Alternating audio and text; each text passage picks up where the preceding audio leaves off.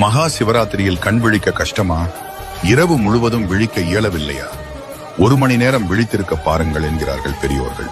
கும்பராசி கூறிய மாசி மாதத்தில் சிவராத்திரி நாளில் கண் விழித்தால் அளவற்ற ஆற்றலை பெற்றிடலாம் என்பதை எல்லோரும் அறிவோம். அது என்ன 1 மணி நேரம் என்ற கேள்வி எழலாம்.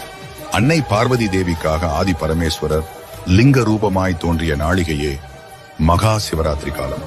சூரிய அஸ்தமன நேரத்தில் இருந்து 14ஆம் நாழிகை முதல் 16ஆம் நாழிகை வரை, அதாவது நள்ளிரவு 11:36 முதல் 12:24 வரை இந்நேரத்திலாவது விழித்திடுங்கள். உலகில் உள்ள அனைத்து ஜீவராசிகளின் பாவங்களையும் மன்னித்து ஈசன் நல்லருளும் வேண்டிய வரங்களையும் தரும் காலம் இதுவாகும். இந்த 3ஆம் கால பூஜையின் போது மட்டுமே சிவபெருமானுக்கு தாழம்பு சாத்தி வழிபாடு செய்யப்படும். இந்த நேரத்தில் நாமும் சிவ பூஜையில் கலந்து கொண்டு நம்முடைய பிரார்த்தனையை சொல்லி சிவபெருமானிடம் வழிபாடு செய்தால் அந்த பிரார்த்தனை அப்படியே நடக்கும்.